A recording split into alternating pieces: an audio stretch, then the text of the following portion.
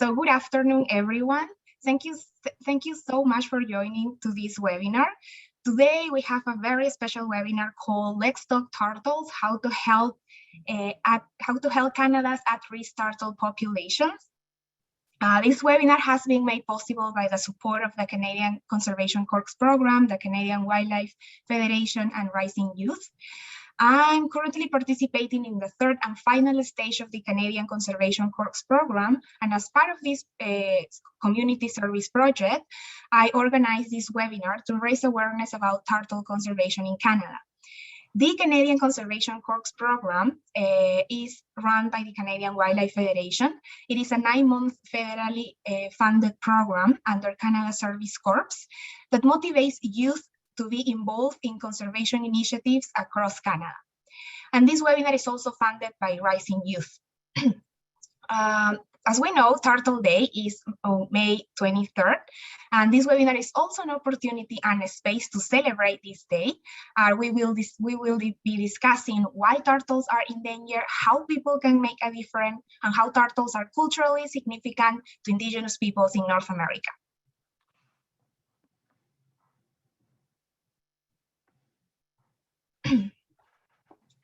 So before starting the webinar, let's take some minutes to acknowledge that I would like to acknowledge that I work and live in the city of Vaughan, situated in the territory and Treaty 13th lands of the Mississauga of the Credit First Nation. I also recognize that this is the traditional territory of the Huron-Wendat and the Haudenosaunee. As the conference is virtual, participants are located on the traditional and treaty territories of the many diverse First Nation, Inuit and Métis peoples across Canada, and we recognize their time-honored relationships with and stewardship with the lands and waters, and are committed to upholding our shared responsibilities to continue that stewardship for present and future generations. At this time, we will take a few seconds just to reflect and acknowledge from the land we are located on. So take a few minutes. If you would like to share in the chat where you are zooming from, that will be amazing as well.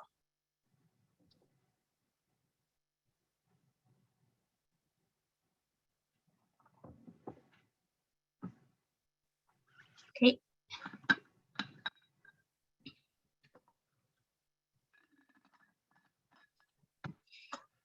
So before presenting the panelists, there are some housekeeping items where I will go over.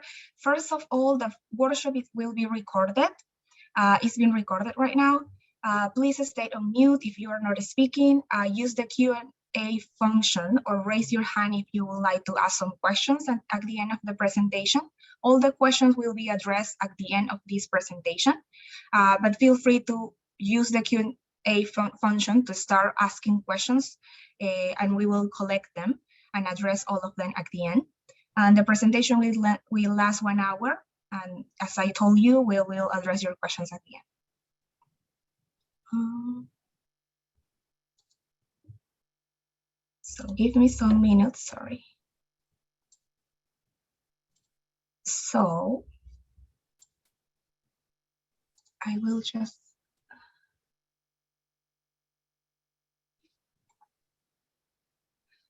So today, today we have two amazing presenters. We have David Sieber, who is the freshwater turtle specialist with the Canadian Wildlife Federation. David has worked on amphibian and reptile conservation for more than 20 years. He has radio tracked turtles through swamps and spoken to hundreds of people about turtle conservation.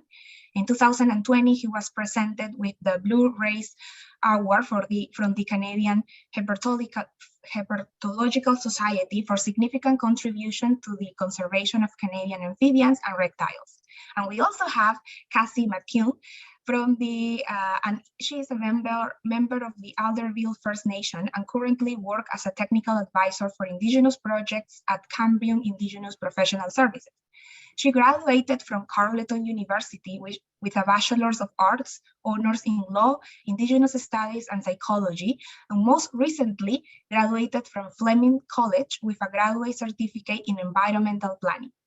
Cassie has extensive experience working to conserve Ontario's turtles through her past work at the Toronto Zoo as a lead field technician and volunteering with the OTCC. Cassie works each spring and fall to ensure that vulnerable turtle nests and hatchlings survive in her home community, working to facilitate a reconnection to these culturally significant species for other members of her communities. So I'm very excited to present to all of you these two presenters, and I will hand it over to David Seaborn to start the presentation. I will stop sharing right now.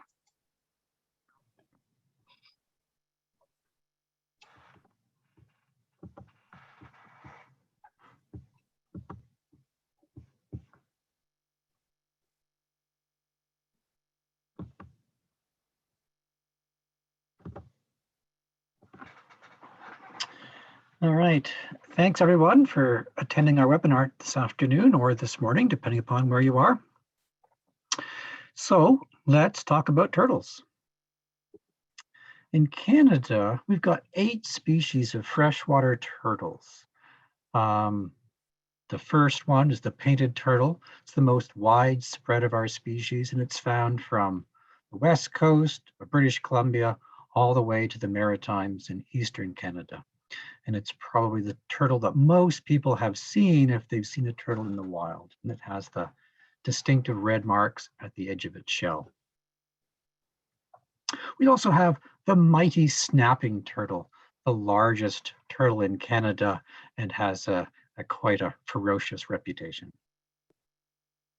There's the northern map turtle, which is a bit similar to the painted turtle, but it gets larger, and it's typically only found in large bodies of waters like big rivers or lakes. There's the musk turtle, which is one of our smallest species. A musk turtle can fit in the palm of your hand, and it's so small. And it's rarely seen by people because it rarely comes out of the water to sun itself on logs like other turtles do. There's the beautiful spotted turtle with its bright yellow polka dots, which is one of our rarest turtles in Canada. And there's the beautiful Blandings turtle with its bright yellow throat, certainly one of our most beautiful species. In addition, there's 2 other species which are quite rare and not widely distributed. The spiny softshell, which is only found in southwestern Ontario and part of southern Quebec. And unlike most turtles, it doesn't have a hard shell, but it's got a flexible shell, which is very different. And last but not least is the wood turtle, which is only found in a few spots in Canada and typically is only found in streams or rivers with sand or gravel bottoms. So it's quite a habitat specialist. So 8 species of freshwater turtles, but all of them, all 8 species are now listed as species at risk by the federal government under the Species at Risk Act of Canada. And as you can see from the slide here, 4 of our species are listed as special concern, which means they're species at risk, but at the lowest level. Threatened is the next step up, and endangered is the highest level and species of most concern. So having all 8 species of turtles at risk means that turtles are one of the most endangered groups of species in Canada. And that's something that most wildlife biologists don't know, and it's certainly something most members of the public don't know. So turtles really need all the help they can get. So we should ask ourselves, why are turtles so at risk compared to other species? And the first thing I want to stress is that turtles are not delicate little creatures. They're quite tough, they're quite resilient, and they are survivors. Turtles have been around as a group for more than 200 million years. So turtles walked the earth when there were dinosaurs on the earth. The dinosaurs went extinct, but turtles survived. So turtles really are survivors.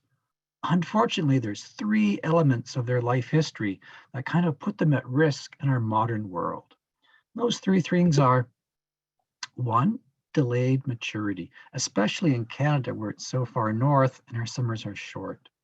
A snapping turtle might take 15 or 20 years to be full grown and able to breed. That's a long time to have to survive, and it makes it difficult for populations to rebound quickly. Second of all, turtles typically have high rates of egg and hatchling mortality. That's normal, but those rates are increasing, and it also makes it difficult for populations to rebound if they decline. But balancing off the high rates of egg mortality is low rates of adult mortality. Once turtles are full grown, they can live for decades. But if we start increasing the adult mortality rate, even by a small amount, it tends to mean that populations will decline, and that decline will continue as long as the threat exists. So what are the threats that turtles face? One of the biggest ones is loss of habitat. So this map here shows different areas of Canada and the amount of wetland loss that these areas have faced. You can see in southern Canada, even at its best on the prairies, we've lost half of our wetlands. In southern Ontario and southern Quebec, where most of our freshwater turtles occur, we've lost 70 to 80% of our wetlands. Is it any wonder that turtles are at risk? Another major threat for turtles is road mortality. It's now May, it's the active season. Turtles are on the move. In June, it'll be nesting season. Females looking for places to lay their eggs, and that often means having to cross the road to find a good nesting spot. The map on the screen shows you the results from our road surveys in the Ottawa area. Over the last few years, we have found over 1,400 dead turtles on roads. That's a staggering amount of roadkill, and it's likely not sustainable. Each of the red dots on that map represents one dead turtle. And roadkill is a pervasive and ongoing threat that we need to work around.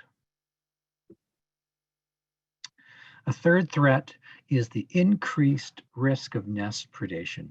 This is a photograph from a trail camera of a raccoon digging up a turtle's nest and eating the eggs. We know that raccoons are one species that have really adapted well to people. They like our compost piles. They like our garbage cans. They like our cornfields.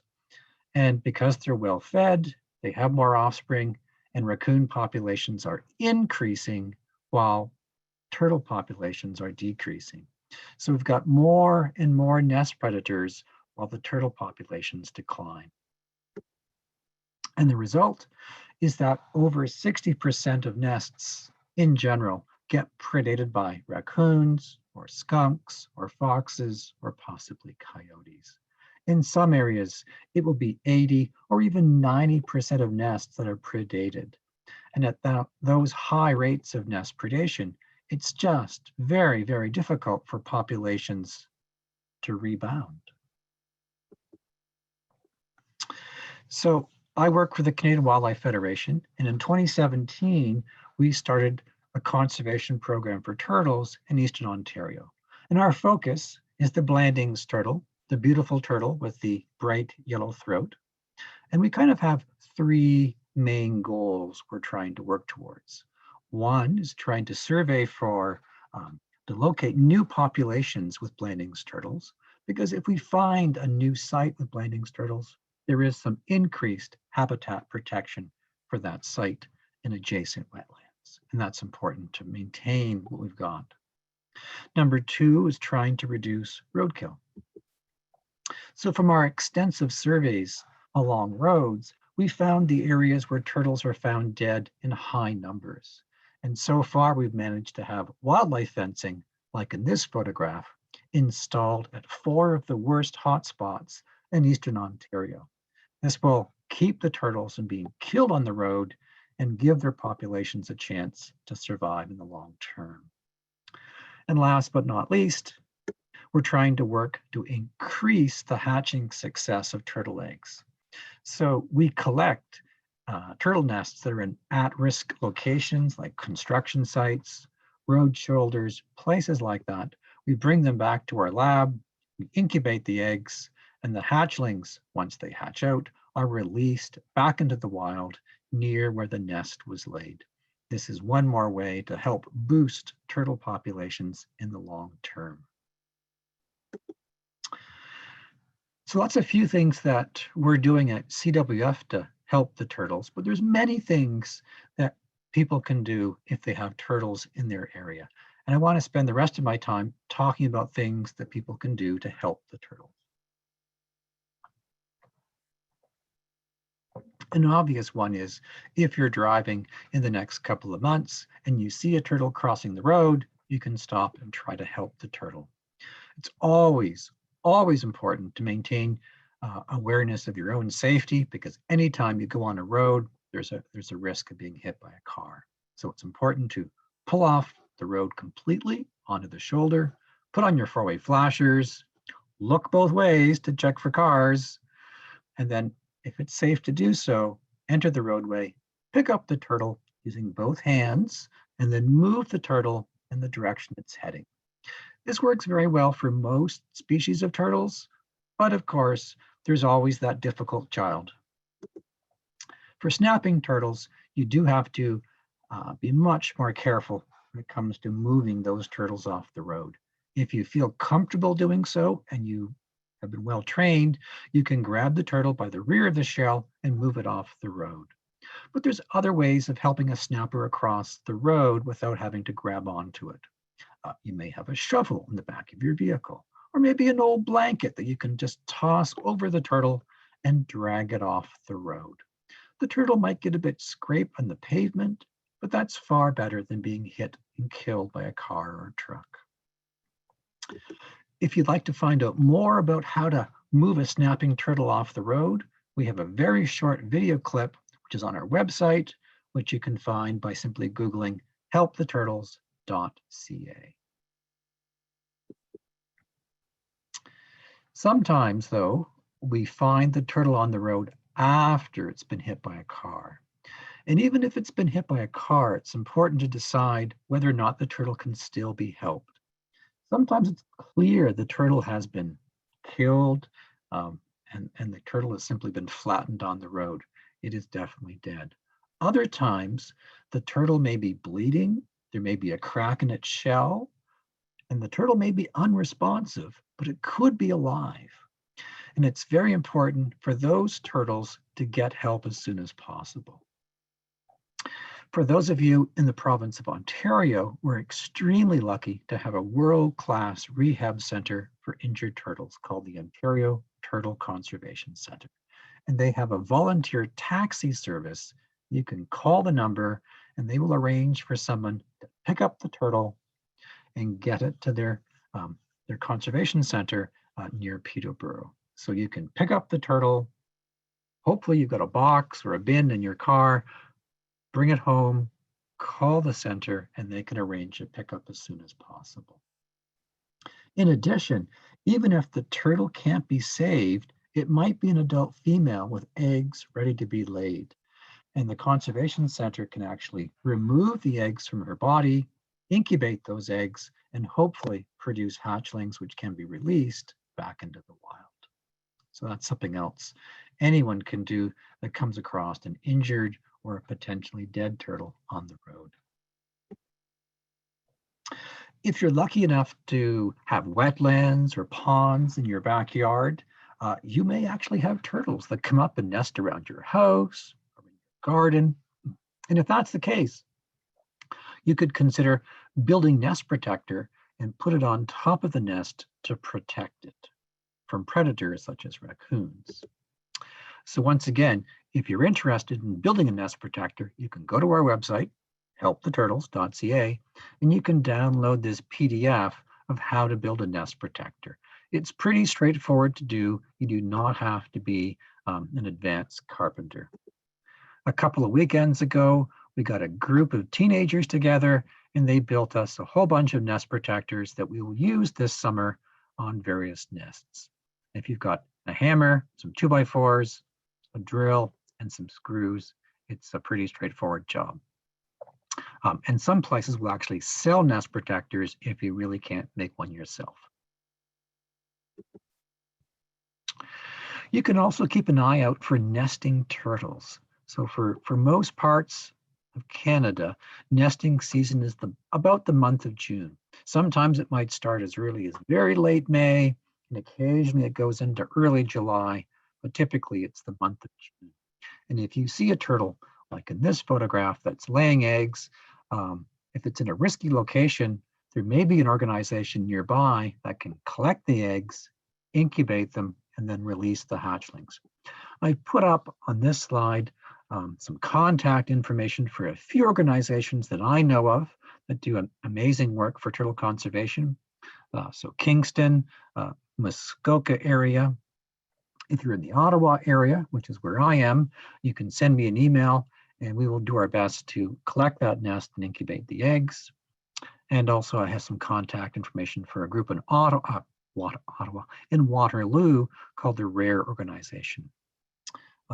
Just very recently, a group of turtle conservationists across the province have put together the Ontario Turtle Conservation Network. And you can go to this website and find out if there's a turtle conservation group in your neighborhood. Many cities are now having groups that are doing things to help the turtles, and so there may be something in your area. Unfortunately, it's just an Ontario conservation network for now, but you can try Googling your city if you're in another province and seeing if there's anyone doing work on turtle conservation near you. All right, those are a few ways that anyone can help turtles if they want to. And I encourage all of you to figure out a way to do something to help the turtles. They need our help and we can all give them a helping hand. So thank you very much. Thank you so much, David. And now we are going to hand it over to Cassie. So thank you so much, and thank you for the people that are commenting on the chat. Yes, the OTCC has the Turtles Taxi, and I share the website as well. And also David has shared some information that you will have the opportunity to check afterwards as well. So over to you, Cassie. Thank you.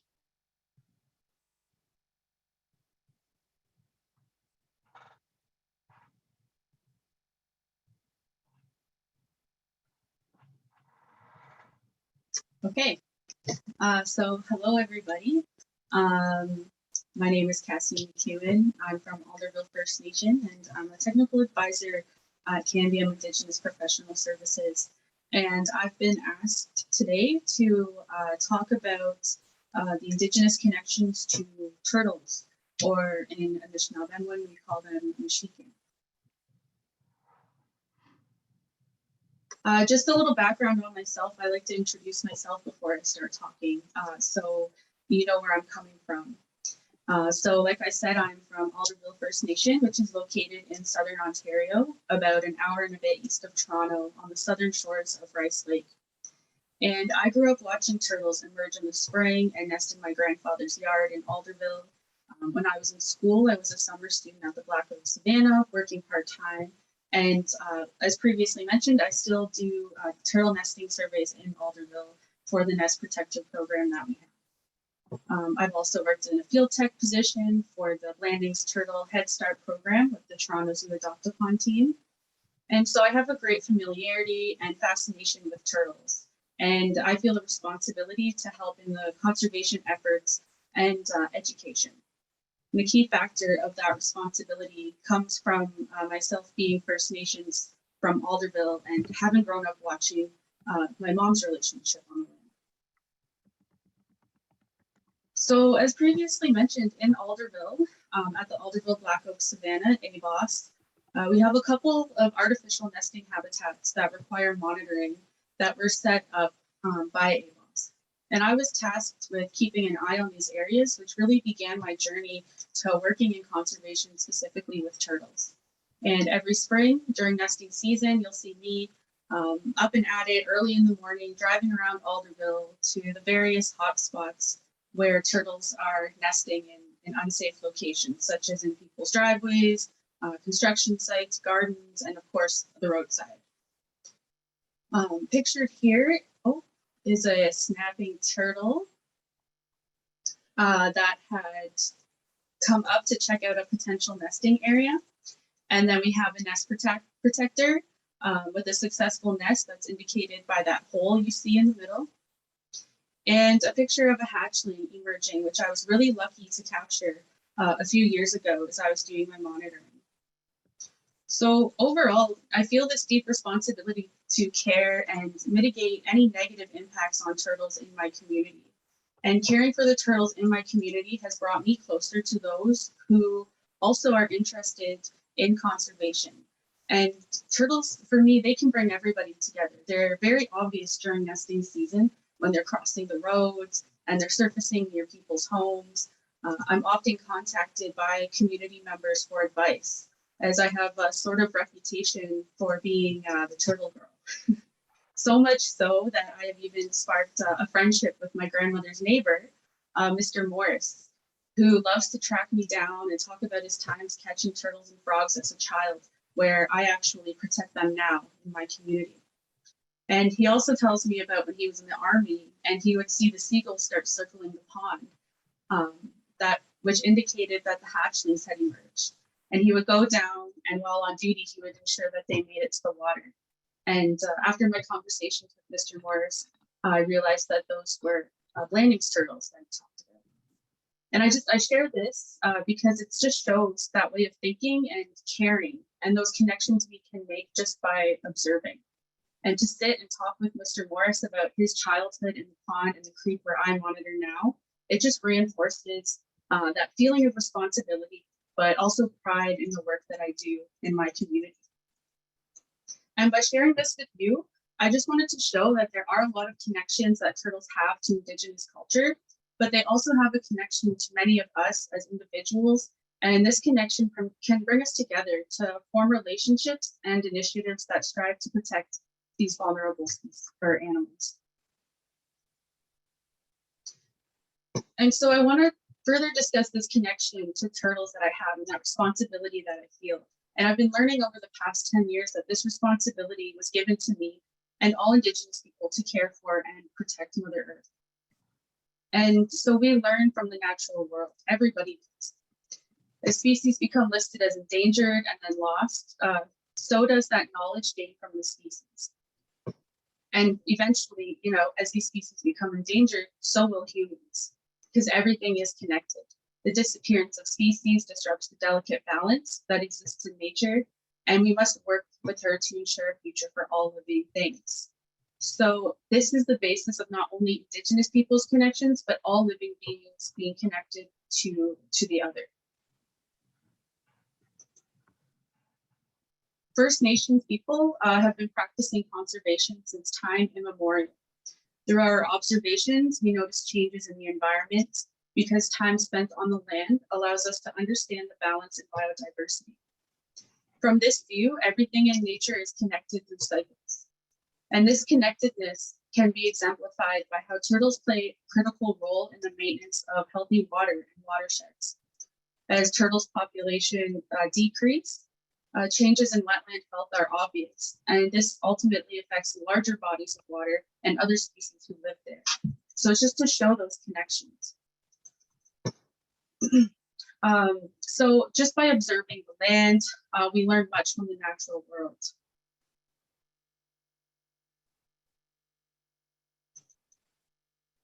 So now I'm going to kind of get into this direct connections that turtles have with Indigenous culture and specifically Anishinaabe culture. So the Anishinaabe creation story takes place where North America is formed on a turtle's back. And you might hear North America be referred to as Turtle Island, and that is why. It's said that the turtle in the story is a snapping turtle because they are, the biggest, and we have, what you might also guess why they might be called Turtle Island based on these pictures here. And these are just Google images I pulled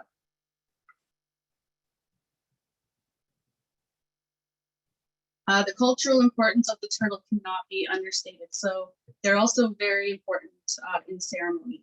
In Southern Ontario, many archaeological studies have unearthed turtle shells, turtle shakers, and artifacts depicting turtles.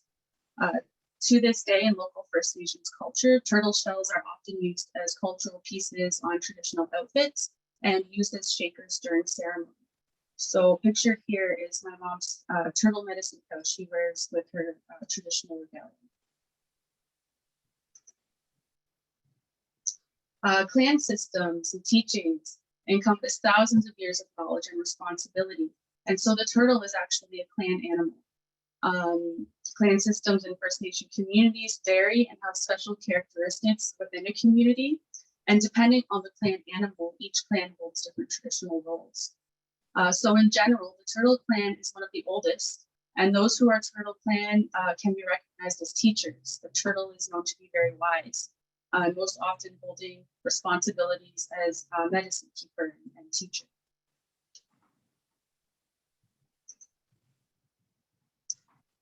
Turtles are also, can be a form of sustenance for Indigenous people, or more so were back in the day. So this is the Jacobs family from Curve Lake First Nation, members of the Jacobs family. I work with Mike here.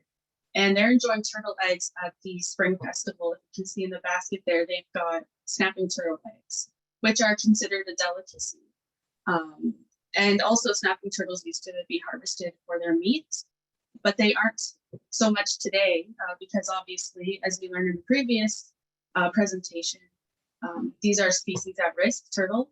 And also, unfortunately, due to the high levels of environmental contaminants, it's not actually safe to eat the meat from the turtle anymore.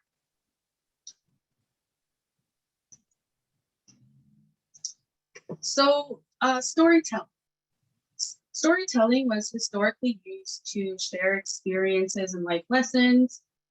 It was a time of social gathering and entertainment, lots of the times with humor.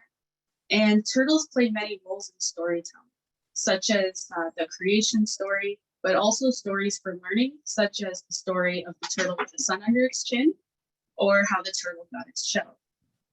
So as you can see here, we call the Blandings turtle the turtle with the sun under its chin. And, you know, it's pretty obvious why. So in First Nation storytelling, the Blandings turtle was gifted his yellow chin when he returned the sun to the sky. And he saved the sun by keeping it tucked in his mouth. Therefore, a bright yellow shine could be seen under his chin. And because of this, he was gifted with the name of the turtle with the sun under his chin.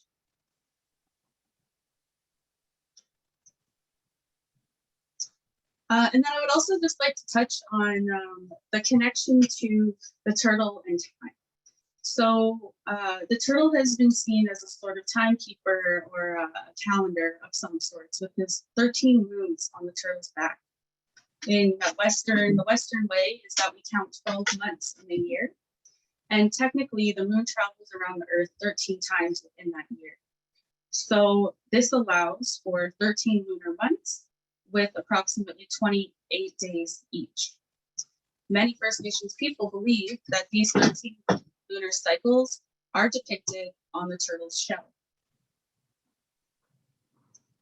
So to further discuss this, the circle of smaller scoots that surround the edge of the shell often add up to 28, depicting the number of days in the lunar cycle.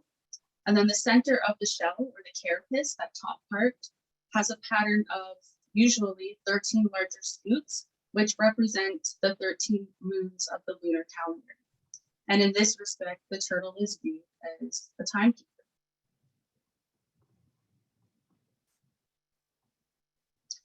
So the moons represent changes in the seasons and timing for seasonal activities.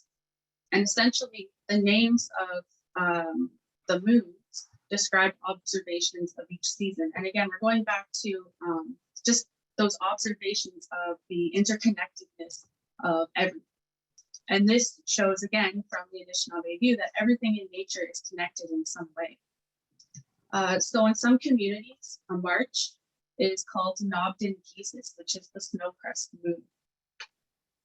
And so The snow crust moon is during that time of year when it is warmer in the day, but very cold at night.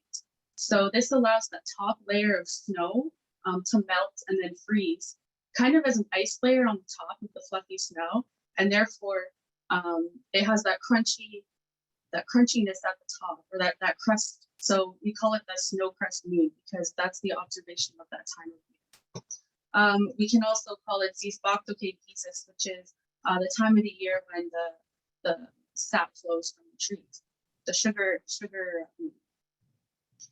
Another example would be April, which is sometimes referred to as Popogamegisis, or broken snowshoe. And so, as we know, in April, that's when the snow kind of starts to melt and we're changing into the seasons. And this would be a time where our snowshoes would be repaired after the winter and heading into the spring and summer. And so this moon is called the broken snowshoe moon.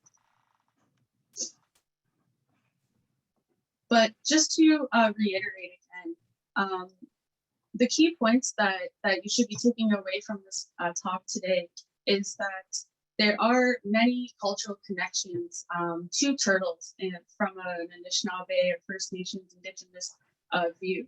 But we also all have individual connections to every species, to every living thing here on Mother Earth. And we should all be working together, informing ourselves, informing other people, and taking those actions that would help to preserve Mother Earth for the future generations. So if anyone is interested to learn more, I would suggest reading the Ways of Knowing guide developed by Turtle Island Conservation at Toronto Zoo. There's a lot of good information there. Or you can reach out to me at k.mcewen@indigenous.com. Miigwech, thank you. Midwest, Kathy, thank you so much for the presentation. And thank you, David, as well. We've had the opportunity to learn a lot from both of you. And now I am going to open the floor for some questions. First of all, one of the participants wrote in the chat, in the Q&A section, from your presentation, David, where is the Save the Turtles website, and how can we, how can she access the website? So yeah, we are going to make sure that after this presentation, you will have available the recording, and also you can go to the CWF website to access the recording and see the links and websites and emails, etc. So now we also have some questions in the chat, and one of them is from Heather Charles. So she's asking, Heather's asking, delicacies because they are rare. That's a question from Heather, from Casey, I think. Yes, they're definitely rare. They're difficult to find, and they're packed with protein. And I would say they're more of a delicacy back then, as they would have been super rich food that would give us a lot of energy. Not now. I guess they would be considered a delicacy because they're rare, and I'm not saying that anybody should be going out and eating snapping turtle eggs, by no means. This is just to show the connections between that sustenance from our Indigenous perspective to that connection to the turtles. So I think your answer is also tied to the question, or will answer the question from David, who says, why will endangered special sex be eaten today? But I think you answered that not today, right? Mm-hmm. Yeah, preferably not today. Yeah, the picture that I showed is for a spring festival. So it doesn't happen all the time. It just happened at that one time of year. And again, I would not advise anybody to go and eat snapping turtles. Mm-hmm. Susan says, wonderful talk. I especially like the moon connections. Thank you so much. Yeah, I also found that amazing and fantastic. Mena, thank you both of you. That was inspiring. Thank you both of you. Do we have permission to share the stories with turtles with others? I think that's something for you, Katie. Do we have permission to share the turtles stories? Yes, so like I said, If you want to learn more about that, I would go to the Ways of Knowing guide at the Turtle Island Conservation, and those stories are published, and so they are public and they're shareable. Okay, thank you. Dave says, if you discover a turtle nest, is there any agency to call to help to protect it?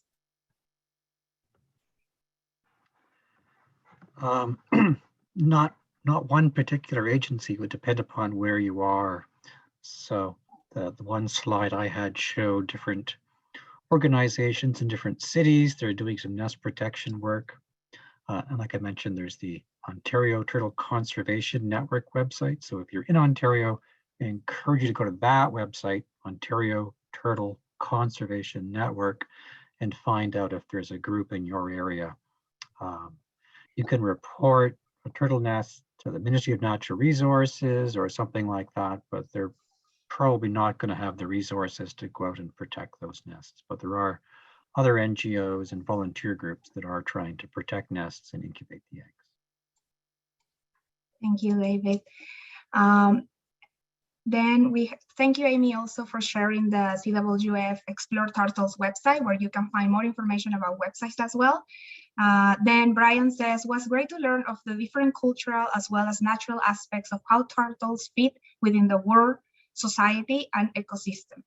I was fascinated to learn of the timekeeper reference. It just makes sense. Just goes to prove that Mother Nature knows what she's doing, and thus us as humans have no business messing around with her plans. Thank you for sharing your knowledge and passion. I like the way you say it, Brian. It makes totally sense and it's beautiful said. Kaden is asking, who will I call if I found turtle nests in Moncton, New Brunswick?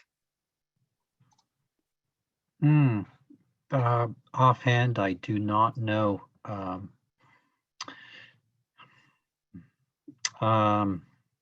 Yeah, I'm sorry, I don't know of any group in Moncton, New Brunswick.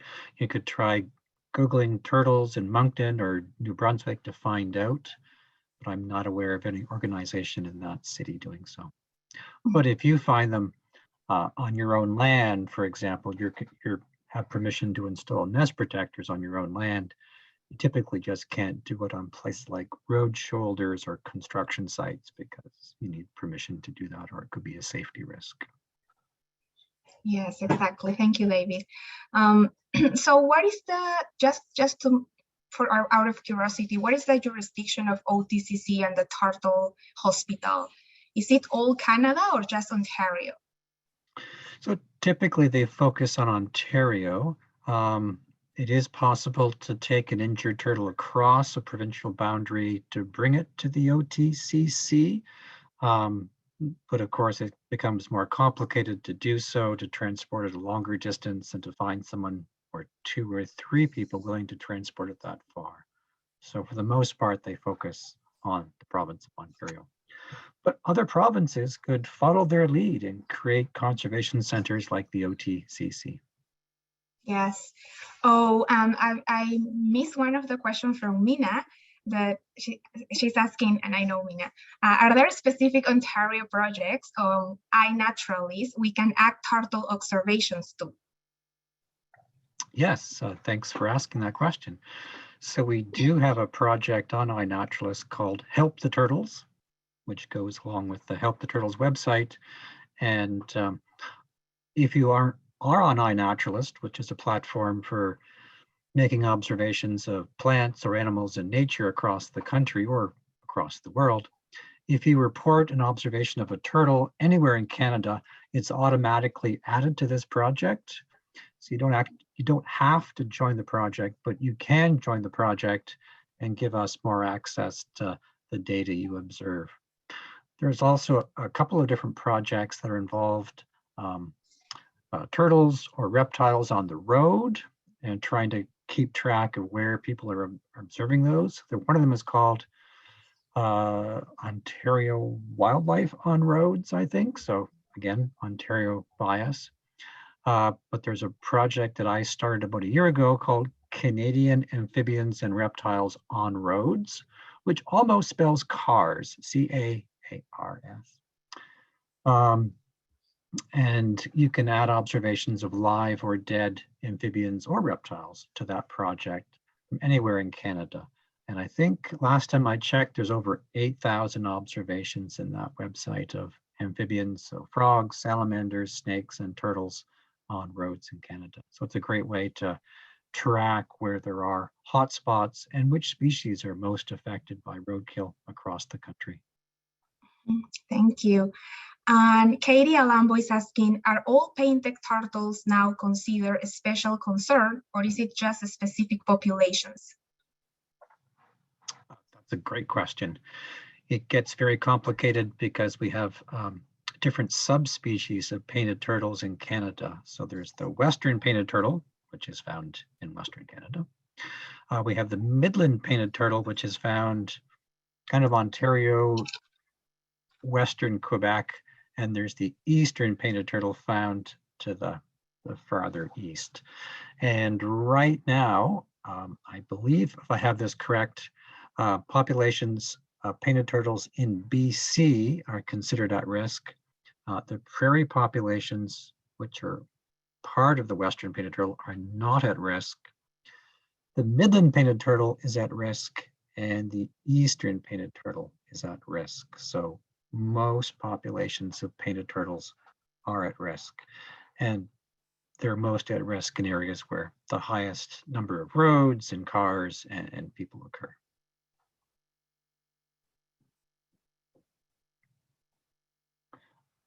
Sorry, I was mute.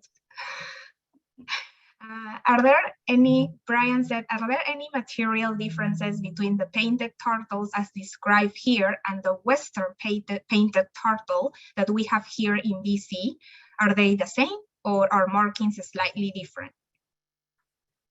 Right, so like I mentioned, there's the 3 subspecies of the painted turtles. They're all the same species. They're all painted turtle, and that's a correct name for each of them, but they also have different regional differences.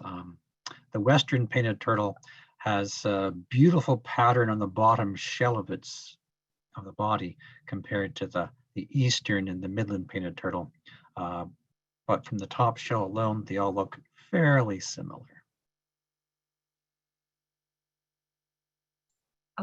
Okay, I think Yuri Mullen is asking, can you explain how much habitat protection is afforded to each Blanding's turtle sighting?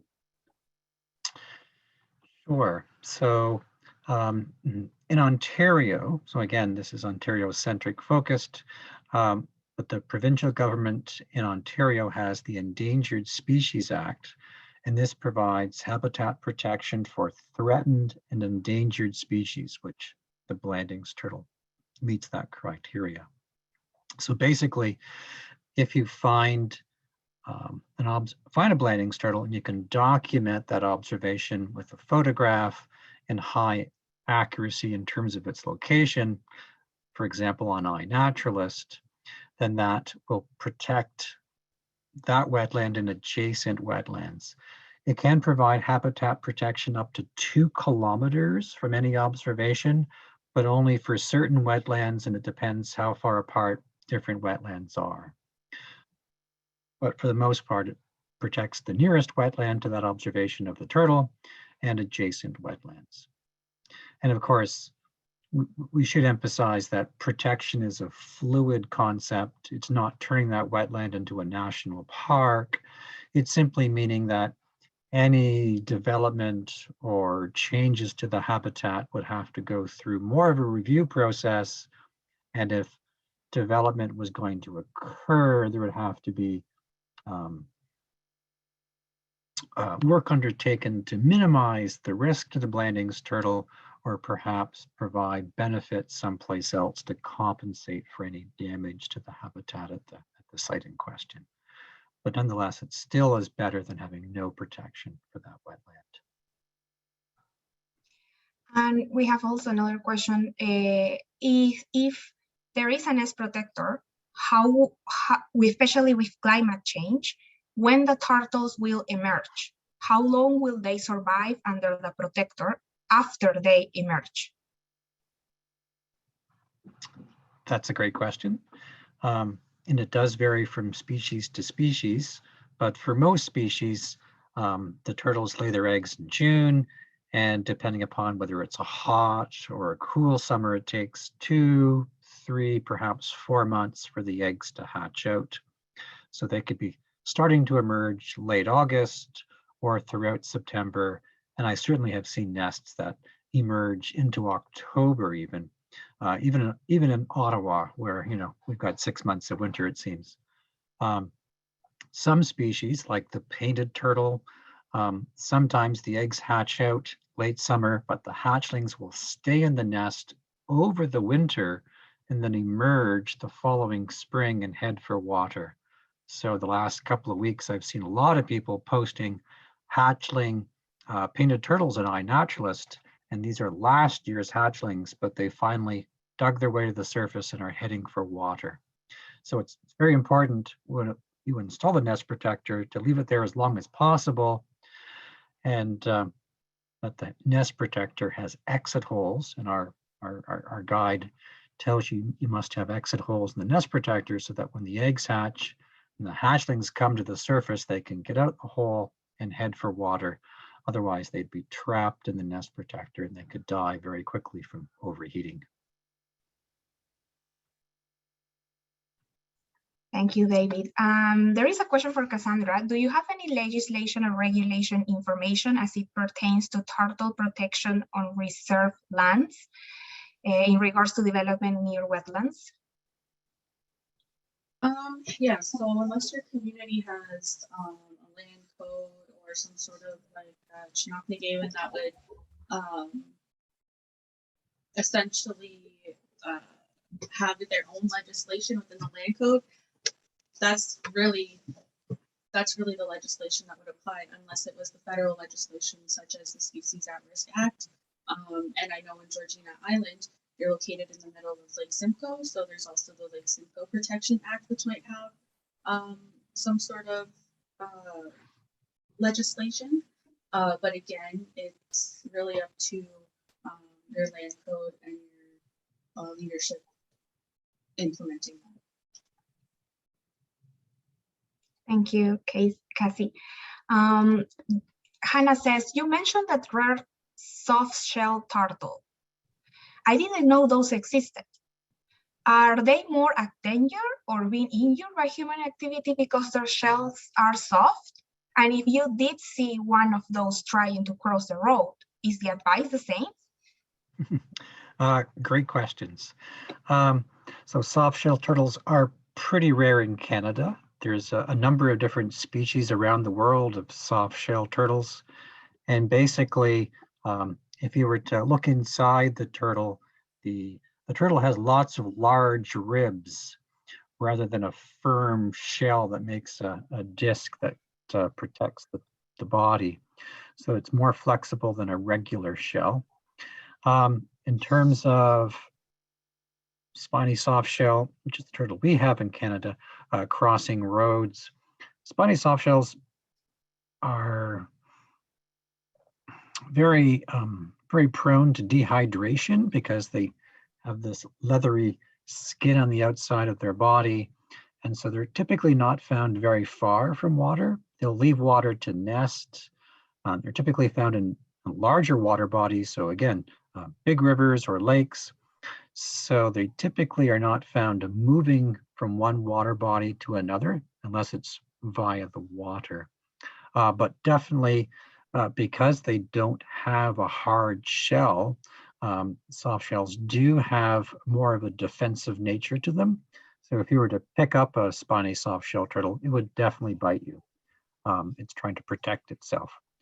And that's certainly fair, but it's very, very rare to see them crossing roads, but it certainly is a possibility. And one of the threats that spiny soft shells face, because their shell is not as hard, if they're in a big water body like a lake, they may pick a back bay where the water is a bit more shallow and warmer, and they'll bask towards the surface. And then if you have motorboats traveling by, the propeller can actually hit and basically cut open the turtle's softer shell. And there are reports of soft shell turtles that have been killed by being hit by motor propellers. So That can also happen to hard shell turtles as well, because a propeller is much harder than a turtle shell, but certainly it is a risk for our softer turtles like the spiny soft shell. Mhm. So we are closing to the time that we should close the webinar, but we will answer the question from Kaden. And if you have any other more questions, you are more than welcome to write to David or Casey, that they already share their emails and email information. So the question from Kaden is, do turtles take longer to hatch when it is cold? Yes, temperature is everything in terms of development. And so if the egg is cool, it's going to take a lot longer to develop. And in fact, up here in Canada, the Great White North, as we go farther and farther north, so for example, for those in Ontario, things like Algonquin Park, it's getting close to the northern limit for many of our species of turtles. And in cool years, the eggs may not hatch at all. And so it may only be on the warm years that the eggs hatch out. So this could be a benefit under climate change, but at the same time, we know climate change is not just a little bit warmer, it could also be a lot more drier. And so if nests aren't getting rain throughout the summer, the eggs can dry out and basically shrivel up like raisins, and that causes the eggs to die. So warmer could be better, but you've got to have warmth as well as the moisture. And one last fun fact about temperature and eggs, for most of our species of turtles, not all of them, but for most of them, temperature is not just what determines how fast the eggs hatch.